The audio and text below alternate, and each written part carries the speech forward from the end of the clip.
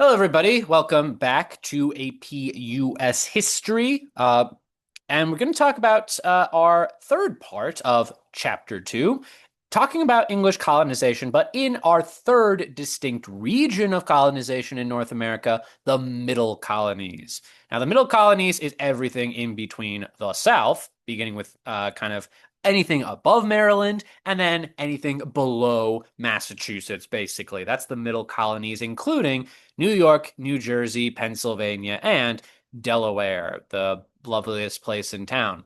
Anyway, so just like with the other videos, remember, this is going to be a rough overview, 20 something minutes. That's going to be the goal that I'm going to push myself towards as a little bit of a brief summary of everything that we went over in class. Again, this is mostly done as a review strategy, not necessarily a word for word recitation.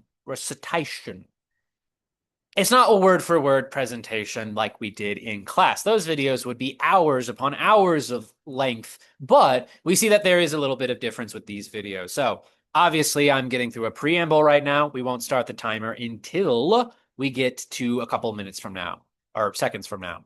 These are the lesson topics. It's very similar to what we saw in the previous two parts to this chapter. Now we're going to talk about the third. And without further ado, here we go with the timer. And again, I do have a timer. I'm not just making this up. There is a timer. All right. 3, 2, 1, Joe. All right. Now, I'm not going to go over this again, but again, remember, there are some general things that define the English colonization presence in North America. If you want more details about these things, please see the first part of Chapter 2 with the Southern colonies. Now, what we're going to talk about is going to be the Middle Colonies. Like I said before, it's everything sandwiched between New England and the South.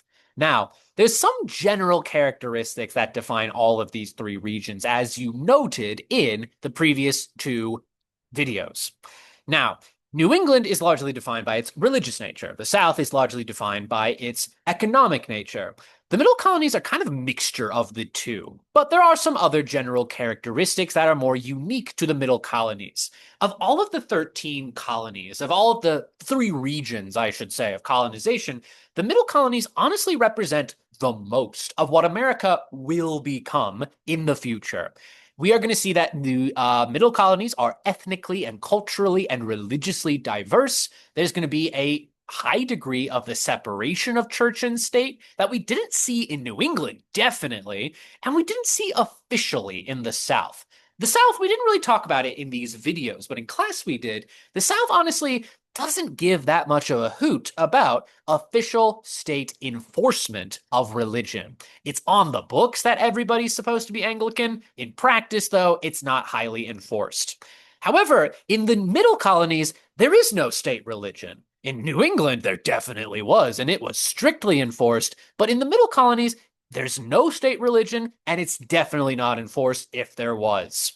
Now, the other thing that's generally true about these proprietary colonies is that they tend to be examples of proprietary colonies. Proprietary colonies, remember, these are colonies that are gifted to a landowner from England who, in exchange for, loyalty and whatnot, in exchange for setting up the colonies for the good of the British Empire, the British king, the British government does allow for these places to be settled. Now, most of the colonies actually prior to 1660 or after 1660, so post 1660, they are mostly proprietary colonies. And these middle colonies are some of the last regions of colonization in North America. Now, kind of one example of this nature of a proprietary colony comes in the form of Pennsylvania, actually. Because I said earlier that the Middle Colonies are a blend of the religious motivations of New England and the economics of the South. Now, in terms of the motivation for settlement, New York, not so much. Maybe individual settlers, but not the reason why the colonies created. Pennsylvania, on the other hand, is going to be specifically for religious purposes. And we see that in the form of William Penn and his so-called Holy Experiment. William Penn was a convert to Quakerism, to a special type of Christianity, which stresses individual emotional connection with the big guy upstairs, with God himself. And Quakers were also pacifists. They were tolerant religiously, and they were also pretty radical in their views on race and women. So as you can imagine, no one likes them. And that makes that the Quakers are going to have to relocate to the New World. So enter William Penn. William Penn enters into an agreement with the English king, who I believe is Charles II at this time. And he is going to say, basically, we don't want the Quakers here. Let them go live in Pennsylvania. Or, James II. I'm sorry, 1681. Yeah, it's probably be James. Anyway, I know Euro. Anyway, religious freedom for the Quakers. The whole experiment describes kind of the goal, much like what we saw in Massachusetts with the city on the hill. We're going to live our society based on Quaker values of tolerance and peace and religion, religious tolerance, racial tolerance, is what I meant to say earlier. Now, that's kind of what's similar between the New England colonies and the Middle Colonies, especially in the case of the Pennsylvanians. However, unlike New England and unlike the South, as we just mentioned, no state religion, very similar to the more secular government of the modern day United States. Now, that's kind of the motivation for why settlement will happen. Settlers are also going to move to New York because of its religious tolerance, but kind of its founding was more so we need an outpost against the French. We need to invade the Dutch, who were living in the modern day state of New York, aka New Netherlands. Anyway, getting into a little bit about the economy. Now, the economy of the Middle Colonies is kind of in the middle between the trading focus of New England and the agricultural focus of the South. The trading focus includes things like using big urban centers as trading ports along the triangle trade, but we also see that there is the fur trade, that there is lumber business as well. But the other big thing is grain exports. Pennsylvania, for example, produces a lot of wheat and barley. Now, this wheat and barley is going to be predominantly grown for the use in the Caribbean, just like we saw with South Carolina and Georgia, for example. Now, in terms of environmental adaptations, honestly, you could just mention things like the use of fur trade, for example, or the use of grain. That's kind of the adaptation there, if you will. Not as interesting or as detailed as New England or the South by a long shot. Now, despite the fact that colonies like Pennsylvania were founded on the basis of Quaker beliefs, which include opposition to slavery and racial hierarchies, we do see, unfortunately, the use of enslaved workers. Now, these enslaved workers were predominantly domestic workers, much like what we saw in New England. Again, remember, slavery exists in all 13 of the colonies, but it is most prevalent in the South. It does have a presence in the Middle Colonies, but not as much as the South, and definitely not as much as the South. Anything was better than the South. Anyway, now, much like Massachusetts, much like Boston, for example, cities in the Middle Colonies, especially coastal ones that, or at least ones that have access to the sea, like Philadelphia and New York City, these places are slave trading ports as well. Kind of, we see that racial hierarchies are unfortunately going to be characteristic of these colonies as they were in Massachusetts and as they are in southern colonies.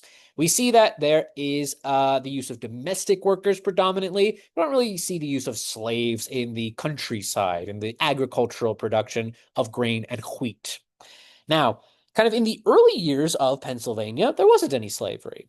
However, even though the Quaker influence over government wanes as time goes on, even though non-Quakers begin to dominate that local government, we do see that kind of the value of opposition to slavery is going to continue in the form of, well, Quaker abolitionists. And this will become more important in Unit 4 when we talk about kind of the rise of abolitionist movements prior to the Civil War. So just keep that pinned in the back of your mind. All right. Now, in terms of other characteristics of the Middle Colonies, let's see how I'm doing on time real quick. Yeah, we've got time. Anyway, now, kind of some of the characteristics of the Middle Colonies, again, much like New England, much like the South, there are local houses of assembly. Kind of these places have different names. These legislatures have different names. But kind of the example in the Middle Colonies, one example in Pennsylvania is the General Assembly. So the General Assembly is the same basically as the General Court in Massachusetts and the House of Burgesses in Virginia. Now, kind of similar to New York and to a degree in places like Maryland, maybe, we do see that there is a big focus on religious tolerance and religious freedom. Pennsylvania, unlike the other colonies, has no state religion. It's like Rhode Island in that regard, that there is no official religion. There is kind of a big focus on religious freedom. And that guarantee of religious freedom actually comes in the colonial constitution, more or less, the frame, a document that basically lists different rights for citizens within the colony, one of the most enduring being tolerance. Slavery becomes a thing in Pennsylvania. We see that there are discriminations against women, but at least for religious tolerance, everyone's welcomed in Pennsylvania, which helps explain how it becomes so culturally, ethnically, and religiously diverse, much like the modern day United States. But another value of the Middle Colonies, taking a look at our example in New York, is going to be the example of the John Peter Zenger trial. Now, Zenger was a German immigrant, right? The way, problematic, no, right away, a indication of the cultural tolerance of New York, the Middle Colonies. But kind of Zenger was a publisher, was a newspaper salesman, and he really didn't like the royal governor, the governor, I should say, of the New York colony, this guy named William Cosby. And there is going to be this tension and dispute between the two that Zenger uses his newspaper to print a lot of harsh criticisms of the governor of New England. And actually, Zenger is arrested for libel. He's arrested for saying slanderous things, for sedition also against the governor.